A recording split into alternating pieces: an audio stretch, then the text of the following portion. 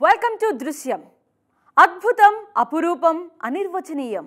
అవును, టీవీ9 దృశ్యంలో మీ ముందుంచుతున్న ప్రతి ఎపిసోడ్ సనాతన భారతంలోని రహస్యాలకు దృశ్య రూపం ఇవ్వడమే. మీరింతవరకు చూడని మహాద్భుత లోకాన్ని మీకు పరిచయం చేయడమే.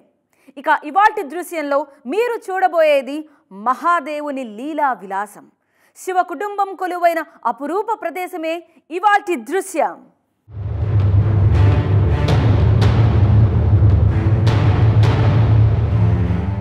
ఓవైపు ఓంకారనాదాల సంధానం, మరోవైపు ఆనంద తాండవం చేసే శివ పరివారం. అదిగో పరమేశ్వరుడు పార్వతీ సమేతంగా కొలువైన దివ్య ప్రదేశం. దేవభూమిలో మాటలకందని శివ సాక్షాత్కారం. అది సాక్షాత్తు ఆది కైలాసం అంటూ పురాణ కథనం. ఓం పర్వతం, పార్వతీ సరోవరం, ఆది కైలాసం ఇవన్నీ శివ పౌరాణిక నగర చిహ్నాలే అన్న ప్రచారాలున్నాయి. 19,000 అడుగుల ఎత్తులోని ఆ కైలాస పర్వతాన్ని దర్శిద్దాం పదండి.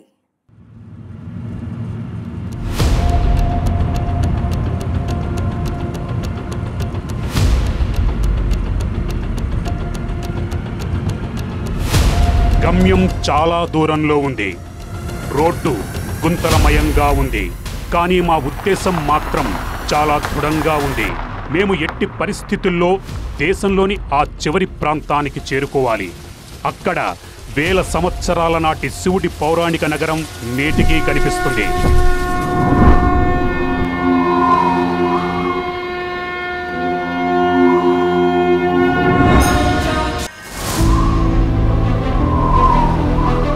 మంచుతో కప్పేసిన భూమిలో విత్తనాలు లేకుండా, నీరు లేకుండా వరి పొలం వాటంతట అవే పెరుగుతున్నాయి.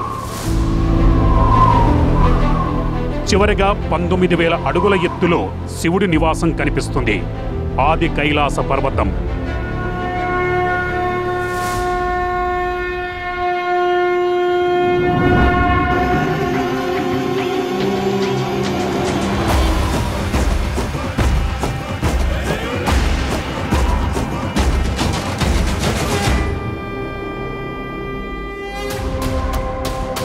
పురాతన కాలంలో ఈ ప్రాంతం శివునికి చెందిందని, తన కుటుంబ సభ్యులతో ఇక్కడే నివసించేవాడంటారు.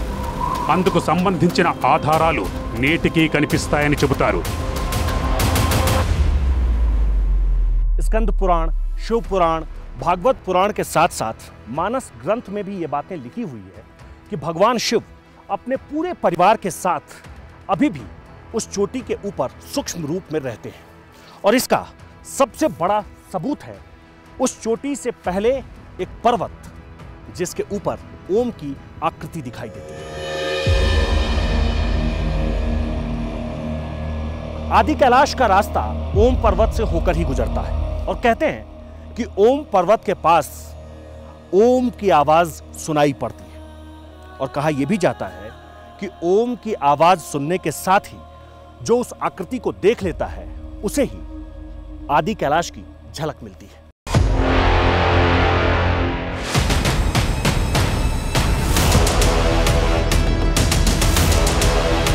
ఈ రోజు మేము అందరూ భయపడే మార్గంలో నడుస్తున్నాం. అక్కడికి వెళ్ళడానికి నేటికి ప్రజలు వెనకడుగు వేస్తారు. ఆ శిఖరానికి చేరదాం. పౌరాణిక శివుని నగరమైన 1000 సంవత్సరాల నాటి రహస్యాన్ని కనుక్కుందాం. ఈ ప్రయాణంలో మా మొదటి అడుగు ఉత్తరాఖండ్లోని పితోర్ఘడ్ జిల్లాలో చైనా సరిహద్దుకు సమీపంలో ఉన్న చిన్న గ్రామం గుంజి.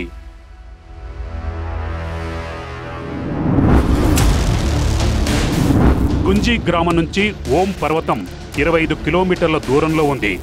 ఆది కైలాస పర్వతం 50 కిలోమీటర్లు ఉంటుంది. ఛాలెంజ్ చాలా పెద్దది. కానీ ఒక ప్రశ్న మాత్రం మదిలో మెదులుతోంది. దాన్ని ఎలా అంగీకరించాలి? ఆది కైలాసం, ఓం పర్వతాలు శివుడి నగరానికి చిహ్నాలని అప్పుడు ప్రజలు చెప్పారు. శివపురాణం చదవమని. పుస్తకంలో ప్రతి చిహ్నానికి సాక్ష్యముందన్నారు. అందులో వచ్చే మొదటి పేరు ఓం పర్వతం. ओम पर्वत एक प्रकृति की देन है। आपको पता है कितने ऊंचाई पे ये ओम पर्वत, कोई इंसान तो जा नहीं सकता वहाँ। साक्षात भगवान ही वहाँ पे विराजमान है। ఓం పర్వతం కంటే ముందు కష్టమైన దారుల గుండా వెళ్లిన తర్వాతే ఆది కైలాసాన్ని చూస్తాం. పురాణాల్లో ఆది కైలాస పర్వతాన్ని మహాశివుడి రెండో నివాసంగా భావిస్తారు. దీన్ని చోటా కైలాసం అని కూడా పిలుస్తుంటారు. శివపురాణంలో ఆది కైలాసం ప్రస్తావన ఎప్పుడు ఉందంటే, పెళ్లి కోసం వెళ్తున్నప్పుడు కొన్ని రోజులు శివుడి పెళ్లి ఊరేగింపు ఆది కైలాసంలోనే ఆగిందంటారు. పెళ్లైన తర్వాత శివుడు కుటుంబంతో సహా బస చేయడంపై అనేక కథనాలు ప్రచారంలో ఉన్నాయి. ఆ తర్వాతే ఈ ప్రాంతానికి శివనగరి అనే పేరు పెట్టారు. ఇందుకు సంబంధించిన సాక్ష్యం ఇప్పటికీ ప్రజలను ఆశ్చర్యపరుస్తుంది. వాటిలో ముఖ్యమైంది ఓం పర్వతం నుంచి ప్రతిధ్వనించే ఓంకార శబ్దం.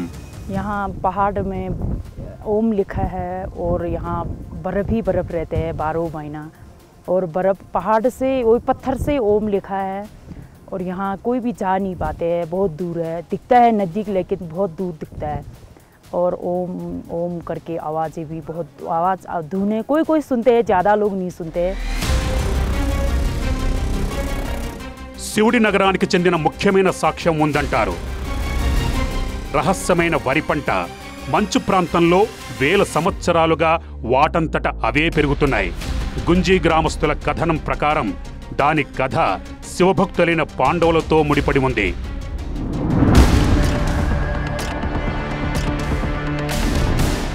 అన్వేషణలో శివనగరిలో మహాభారతానికి సంబంధించిన కొన్ని సాక్ష్యాలు బయటపడనున్నాయి. దాని గురించి బయట ప్రపంచానికి కూడా తెలియదు.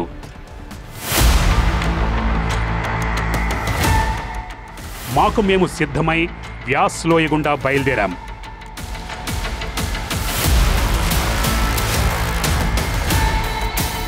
మొదటి లక్ష్యం ఓం పర్వతం, తర్వాత ఆది కైలాస శిఖరం. ఒక పర్వతం ఓం ఆకారంలో ఎలా ఉంటుంది? ఓం శబ్దం ప్రతిధ్వనించడం ఏంటి? ఇదంతా నిజమా, కల్పితమా? అప్పుడు అనుకున్నాం, కొన్ని గంటలే కదా, వాస్తవాలన్నీ కళ్ల ముందుంటాయని.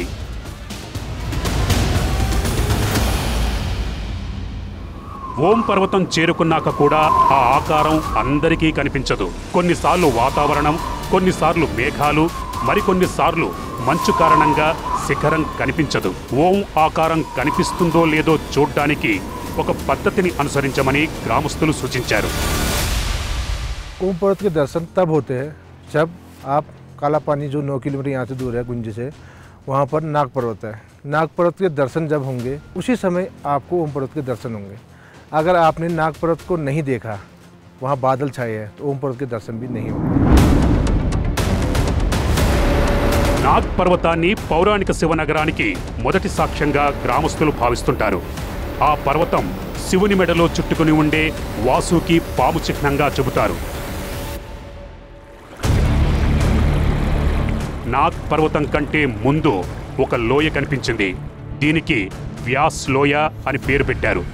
మా ఎదురుగా ఓ గుహ ఉంది. ఇందులోనే వేదవ్యాస మహర్షి కఠోర తపస్సు చేశాడు.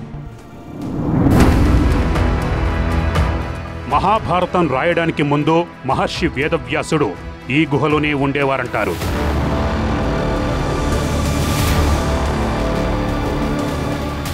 కాసేపటికి మేము నాగపర్వతం ఎదురుగా ఉన్నాం. ఆ శిఖరం స్పష్టంగా కనిపిస్తోంది. అంటే అదృష్టం మా వెంటే ఉంది. कहते हैं कि ये पर्वत मतलब नाग पर्वत, जिसे कोई शेषनाग पर्वत भी कहता है, और ये अगर आपको दिख गया तो इसका मतलब ये है कि आप जिस दृश्यम को दिखाने जा रहे हैं, जिस जगह पर जा रहे हैं, वो जो ओम की आकृति अपने आप बनती है, उस जगह पर में भी आपको वो ओम की आकृति अपने आप दिखाई देने लगेगी. पीछे थोड़ा सा बादल ज़रूर है, लेकिन वो बादल अब छट गए हैं. वो पर्वत मुझे बिल्कुल साफ दिखाई दे रहा है. मतलब ये हमारे लिए शुभ संकेत है. నాగపర్వతం దృశ్యం మా ఉత్సాహాన్ని రెట్టింపు చేసింది. ఓం పర్వతం ఆకృతి కూడా ఇలాగే స్పష్టంగా కనిపిస్తుందన్న నమ్మకం కలిగింది.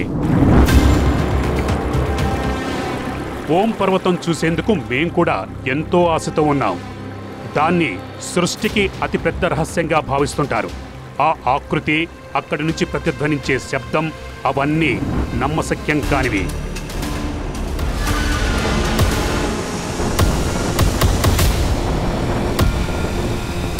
మా ఎదురుగా ఓం పర్వతం ఉంది.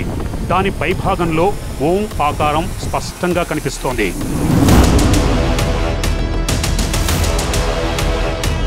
ఎలా అనిపిస్తుందంటే పెన్నుతో ఎవరో కుదురుగా రాసినట్టుగా.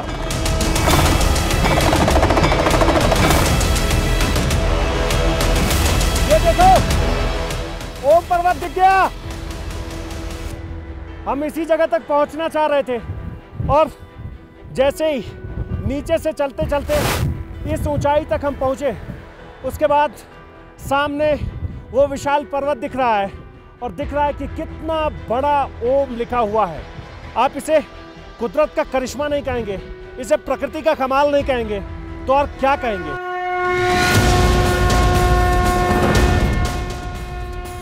సముద్ర మట్టానికి 20,000 అడుగుల ఎత్తులో కళ్ళెదురుగా భారీ ఆకారంలో ఓంకారం. నమ్మలేకపోతున్నాం. ప్రకృతి అద్భుతం. ప్రతి భాగం, ప్రతి ఆకారం స్పష్టంగా కనిపిస్తోంది. ఎక్కడి నుంచైనా, ఏ దిశ నుంచైనా సందేహం లేదు, ఇది ఓంకారం ఆకృతి.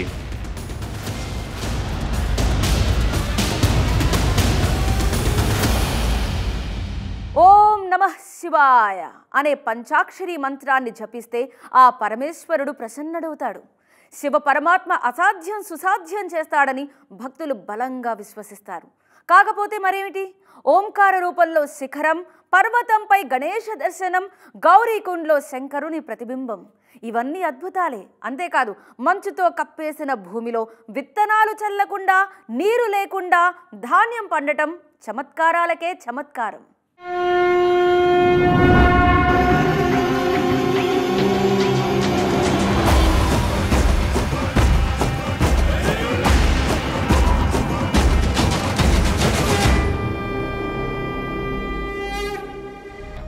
ఈ ప్రాంతం శివునిది అయినప్పటికీ 1000 సంవత్సరాల నుంచి ఉందని అంటారు. 100 సంవత్సరాలుగా అనేక భౌగోళిక మార్పులు జరిగాయి, కానీ ఓంకారం ఇప్పటికీ అలాగే ఉంది. కొందరు దీన్ని సృష్టితో ముడిపెట్టి చూస్తారు, మరికొందరు శివుని చిహ్నంగా భావిస్తుంటారు. మెజారిటీ ప్రజలు ఇదే నమ్ముతుంటారు. కారణం ఏమైనప్పటికీ ఈ ఓం నేరుగా ఆది కైలాసంతో ముడిపడి ఉంది. ప్రచారం ప్రకారం పర్వతం నుంచి ఓం శబ్దం వస్తుంది. మేం కూడా వినటానికి ప్రయత్నించాం. శిఖరంపై మంచు పడుతున్నప్పుడు ధ్వని ప్రతిధ్వనిస్తుందంటారు. మేము వినేందుకు ప్రయత్నిస్తూనే ఉన్నాం.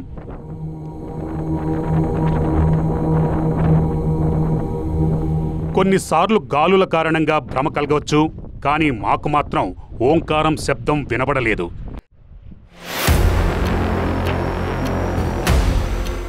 ఇప్పుడు శివుడి నగరానికి అతిపెద్ద సాక్ష్యమైన ఆది కైలాసం వంతు. ఇప్పటికీ ఇక్కడ శివుడు తన కుటుంబంతో నివసిస్తున్నాడని అంటారు.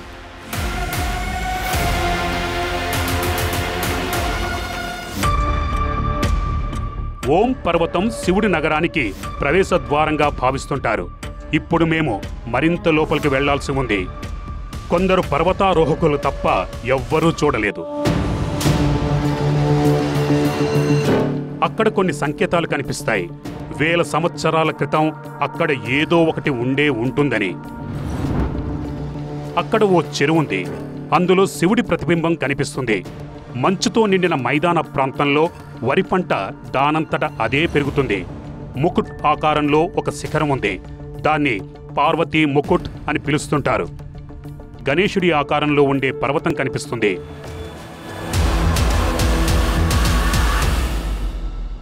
ప్రస్తుతం మేము శివుడి నగరాన్ని వెతుక్కుంటూ ఉత్తరం వైపు వెళుతున్నాం. శివపురాణం, స్కందపురాణం, మానసఖండం గ్రంథాలలో శివుని నగరం గురించి వ్రాసుంది. అందులో ఆది కైలాసాన్ని ప్రత్యేకంగా ప్రస్తావించారు. దీని ప్రకారం ఆది కైలాసానికి ఉన్న గుర్తింపు కైలాస పర్వతంతో సమానం. దీన్ని మహాదేవుడు 2వ ఇల్లుగా భావిస్తుంటారు. ఆది కైలాసం పంచకేంద్రాల్లో ఒకటి. గ్రంథ పురాణాల నుంచి బయటకు రాగానే ఎదురుగా పార్వతీ సరోవర దృశ్యం కనిపించింది. నలువైపులా మంచుతో కప్పేసిన పర్వతాలు, ఎదురుగా విశాలమైన సరోవరం. ఆది కైలాసాన్ని చోటా కైలాసం అని ఎందుకు పిలుస్తారు? ఆ ప్రశ్నకు ఈ దృశ్యం ఓ సమాధానం. आदि कैलाश के पास जो पार्वती सरोवर है, पार्वती कुंड है, इसकी मान्यता उसके बराबर ही मानी जाती है। और ये भी कहा जाता है कि अगर आप इस जगह तक आ गए तो आदि कैलाश की आधी यात्रा पूरी हो गई। శివుడి కుటుంబం ఆది కైలాసంలో నివసించినప్పుడు తల్లి పార్వతీదేవి ఈ చెరువుని ఉపయోగించిందని చెబుతారు. వాదనల ప్రకారం శివుడి నగరానికి ఈ నీరు ప్రధాన వనరుగా ఉండేది. చెరువుకు సమీపంలోనే ఓ శివాలయం ఉంది. దీని నిర్వహణను చైనాలో పుట్టిన సైనికుడు చూస్తుంటాడు. ఇక్కడ మరో షాకింగ్ విషయం తెలిసింది. సరస్సు నీటిలో ఆది కైలాసపు నీడ కనిపిస్తుందని. ఇది ఎలా జరుగుతుంది? సాధ్యమే కాదు. చెరువు నుంచి ఆది కైలాసం 5 కిలోమీటర్ల దూరంలో ఉంది. అలాంటప్పుడు దాని నీడ చెరువులో ఎలా పడుతుంది? ఇదే ఆ చెరువు. ఇందులోనే మహాశివుడి ప్రతిబింబం కనిపిస్తుందని ప్రజలు చెప్పారు. బహుశా ఆది కైలాస నీడనే శివునిగా భావిస్తుండొచ్చు. నిజమేంటో మేము ఖచ్చితంగా కనుక్కుంటాం. ఇప్పుడు ఇది చూడండి. మనుష్యుల ఆనవాలు లేని ప్రాంతంలో, చుట్టూ మంచుతో నిండిన ప్రాంతంలో వరి పొలాలు కనిపిస్తాయని ఎవరు నమ్ముతారు? కథ మహాభారతానికి సంబంధించింది. పాండవులు ఇక్కడికొచ్చినప్పుడు వరి పండించారని అంటారు. అప్పటి నుంచి ఇప్పటి వరకు ఈ వరి మొక్కలు వాటంతట అవే పెరుగుతున్నాయి.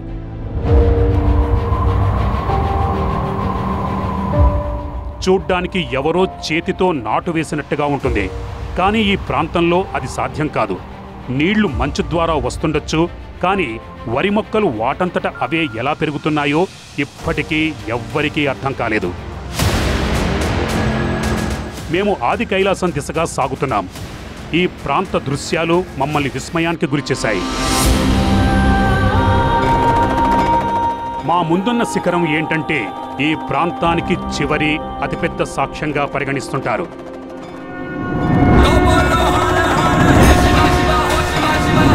అంటే మహాదేవుడు శివుని నివాసం ఆది కైలాసం.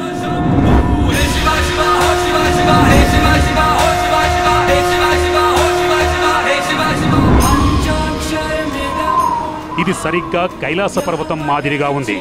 సరిగ్గా ఇదే పరిణామంలో కొంచెం చిన్నగా, కానీ ఆకారం మాత్రం కైలాస పర్వతం మాదిరిగానే ఉంది.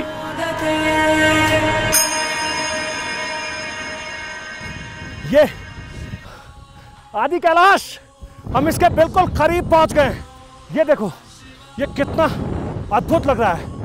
पीछे नीला आसमान, आसपास में बादल और बर्फ, चारों तरफ बर्फ है। అద్భుతమైన దృశ్యం. వర్ణించడానికి పదాలు చాలడం లేదు. శివుడు ఇప్పటికీ తన కుటుంబంతో ఈ శిఖరంపై సూక్ష్మ రూపంలో నివసిస్తుంటాడని విశ్వాసం.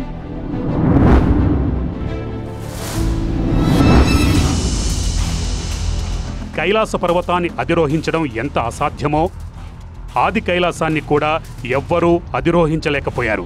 కొంతమంది పర్వతారోహకులు ప్రయత్నించారు. హెలికాప్టర్ల సహాయంతోనూ వెళ్లారు. కానీ వారి ప్రయత్నాలు విఫలమయ్యాయి. पुराणों में इस बात का जिक्र है कि जब भगवान शिव माता पार्वती से विवाह करने जा रहे थे तो उन्होंने आदि कैलाश पर्वत पर पड़ाव डाला था। इस स्थान पर वो कुछ वक्त के लिए रुके थे, इसलिए इसका महत्व बहुत ज़्यादा है।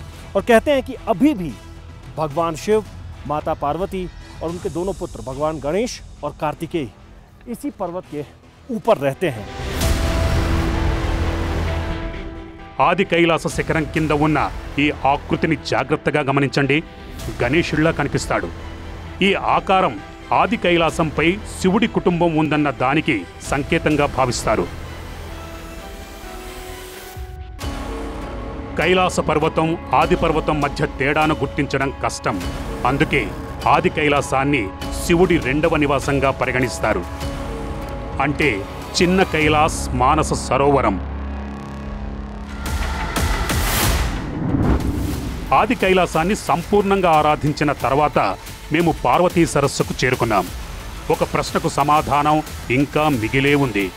5 కిలోమీటర్ల దూరం ఉన్నప్పటికీ పార్వతీ సరస్సులో ఆది కైలాసం నీడ ఎలా కనిపిస్తుంది?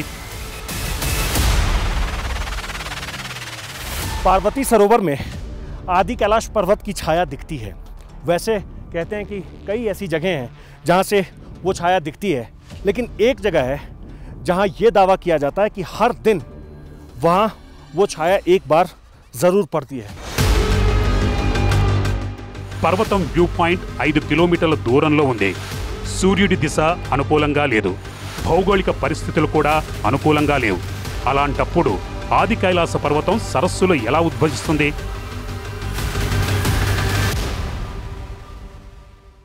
కాసేపటి తర్వాత మా ఊహాగానాలు తప్పని తేలాయి. यहाँ से वो छाया दिख रही है, यहाँ से वो छाया पूरी तरह से दिख रही है। जितना ऊंचा ये पर्वत है वैसी ही छाया नीचे दिख रही है। हालांकि हवा थोड़ी तेज़ है और यहाँ हवाएं चलती रहती है, हवाओं के रुकने का कोई ठिकाना नहीं है, इसलिए बहुत साफ तो नहीं दिख रहा। लेकिन जब मैं यहाँ से इस जगह से बैठ कर देख रहा हूँ तो ऐसा लग रहा है कि पर्वत जितना ऊंचा बिल्कुल आसमान की तरफ दिख रहा है, वैसे ही छाया इस सरोवर में बन रही है बिल्कुल नीचे तक। ఇది అన్నింటికంటే ఆశ్చర్యపరిచే దృశ్యం. ఎలా జరిగింది ఏం తెలియదు. అంత దూరం నుంచి నీడ ఎలా ఏర్పడుతుంది అర్థం కాలేదు. అక్కడ ఏముందో అది మా కళ్ళ ముందుంది.